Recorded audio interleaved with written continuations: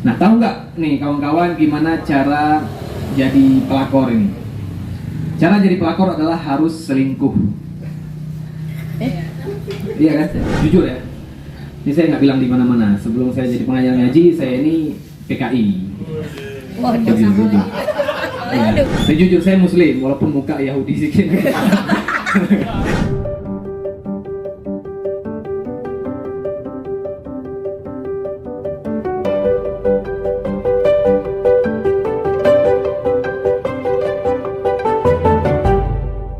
Terima kasih kesempatannya Pak Syudosi, Bambang ya. Langsung ditanya tentang pelakor ya. Yaitu pelakor apa tadi? Pemuda di jalan yang terkontrol. Maksudnya sederhananya adalah pemuda di jalan Allah gitu ya, di jalan kebenaran. Gitu ya. Itu udah paham maknanya ya. Nah, karena udah paham, saya mau nanya nih. Di sini ada yang senang pelakor? Ada? Masih belum ada yang senang ya. Berarti masih negatif ini. Jadi kata pelakor ini kayaknya nggak bisa dipositifkan.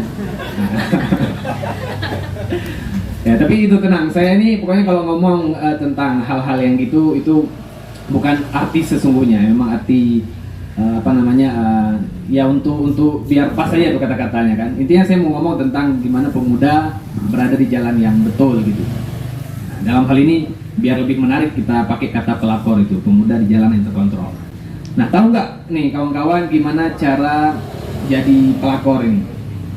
Cara jadi pelakor adalah harus selingkuh. Iya kan? Ya, harus selingkuh. Nah, maksudnya selalu sholat siang malam tepat waktu. Gitu. Bukan makna sebenarnya, tenang aja. Jadi pelakor harus selingkuh. Jadi itu. Jadi ya betul kan, kita nih untuk dekat sama Allah ya harus ikuti perintahnya. Ya salah satunya ya kewajibannya sholat 5 waktu itu. Dan itu arti sederhana. Tapi sebelum masuk ke inti cara nih, saya mau sapa teman-teman dulu ya. Saya mau apresiasi dulu pembicara sebelumnya, luar biasa ya. Termasuk ada murid-murid saya juga di sini, tepuk tangan untuk mereka. Alhamdulillah. Cuma heran aja nih, kenapa nggak pergi ngaji kalian ya? Malah kesini. Enggak. Orang ini ngaji habis maghrib.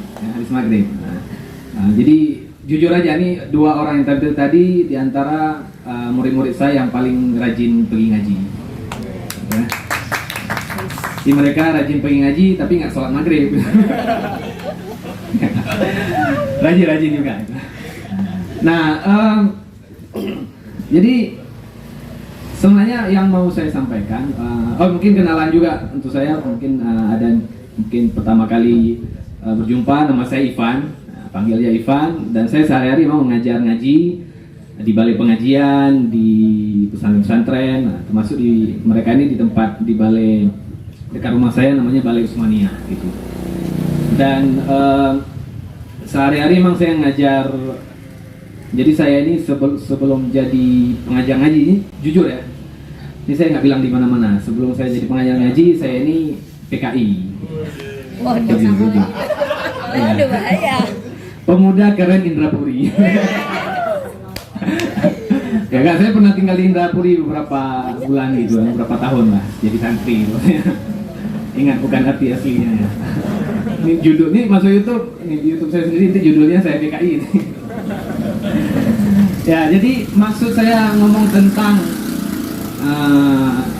pelakor ini ya, pemuda di jalan yang terkontrol, itu berdasarkan merujuk kepada sebuah ayat, di mana ayat ini setiap hari siang malam kita baca. Ya, coba kira-kira apa tentang jalan yang terkendali, jalan yang lurus itu surat apa? Ayat apa? Al-Fatihah. Al-Fatihah ayatnya? Ayat ke Apa? Mau? Siratal Mustaqim. Masya Allah, tepuk tangan untuk hari kita, luar biasa. Ihdinas siratal mustaqim. Artinya tunjukilah kami jalan yang lurus. Nah itu. Nah itu arti hanya salah satu arti dari ihdinas siratal mustaqim. Itu terjemahannya yang kita tahu. Tapi di sini saya ingin membahas lebih dalam mengenai tafsirnya. Ya kan?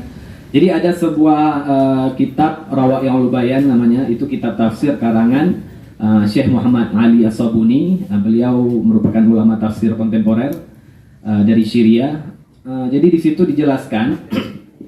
Jadi tafsir dari Ihdinas Shiratal Mustaqim itu adalah Tsabbitna ya Allah 'alal iman wa waffiqna li sholihil a'mal waj'alna mimman salaka tariqal muslimin al-mausil ila jannatin na'im. Ini saya baru belajar bahasa Arab dari Prince apa tuh? Nah ya. Makanya lancar itu, baru belajar bahasa Arab. Ya artinya intinya ya, sederhananya kita minta kepada Allah, ya Allah, teguhkanlah, tetapkanlah hati kami dalam keimanan, keislaman, dan kebaikan, sehingga kami sampai ke surga yang penuh kenikmatan. Saya ulangi sekali lagi, tetapkanlah ya Allah hati kami, diri kami dalam keimanan, keislaman, kebaikan, sehingga kami sampai ke surga yang penuh kenikmatan. Itu maknanya dalam sekali. Itulah maksudnya saya ingin menyarankan kepada teman-teman, minimal di Al-Fatihah aja kita mempelajari betul-betul Al-Quran itu. Selain terjemahannya juga kita mentadaburinya dengan mengetahui tafsirnya. Karena insya Allah ketika kita mengetahui tafsirnya itu kita lebih mendalam dan membantu kita untuk lebih khusyuk dalam sholat. Jadi maknanya itu luar biasa. Dan ini berhubungan dengan apa yang khatib kalau misalnya di khutbah Jumat ya, pasti teman-teman yang mungkin yang ikhwan-ikhwan ini sering mendengar ayat-ayat tentang takwa ya kan. Contohnya apa? Misalnya Bismillahirrahmanirrahim, ya ayyuhalladzina amanu taqullaha haqqa tuqatih wa la tamutunna illa wa antum muslimun. Wahai orang yang beriman, bertakwalah pada Allah sebenarnya takwa, dan janganlah kamu meninggal kecuali dalam keadaan Islam. Nah, bayangkan ya, ini perintah untuk orang beriman. Orang beriman suruh bertakwa, kemudian Allah bilang, jangan kamu meninggal kecuali dalam keadaan Muslim.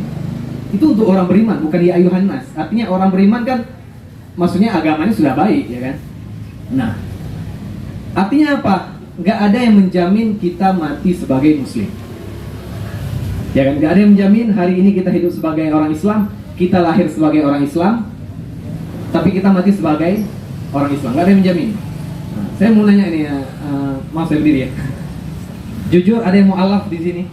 Mungkin terlahir sebagai orang non-Muslim? Nggak ada ya?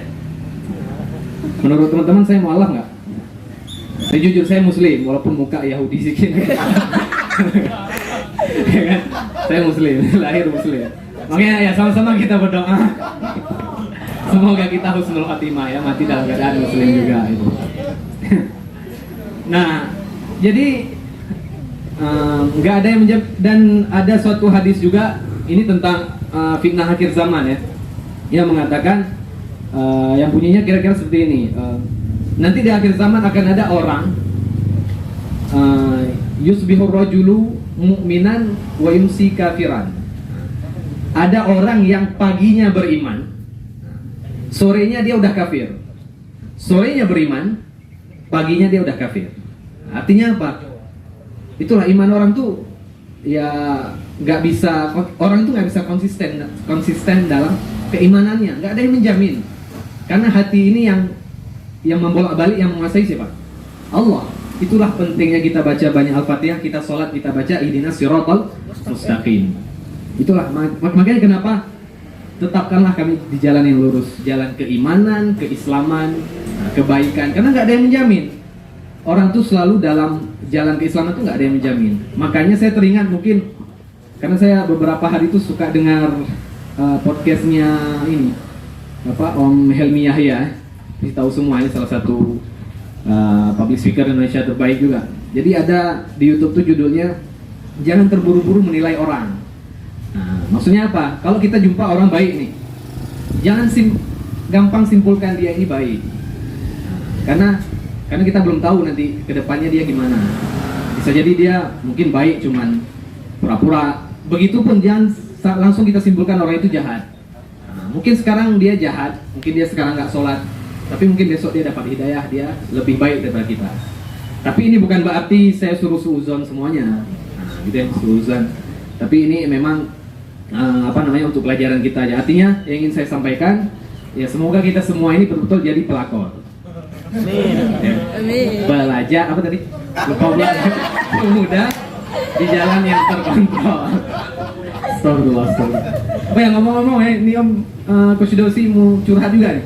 Biasanya kalau saya kesini ya, itu pasti balance gitu, maksudnya seimbang antara yang laki-laki sama yang perempuan. Hari ini perempuannya dikit, kayaknya gara-gara judulnya.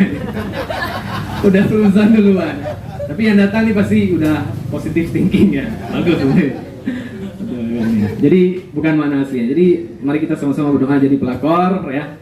Selalu di jalan yang diberkahi Allah.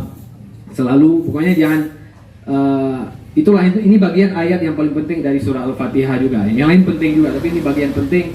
Kenapa kita disuruh apa-apa hajat kita disuruh baca Al-Fatihah? Salah satunya bagian dari ayat ini.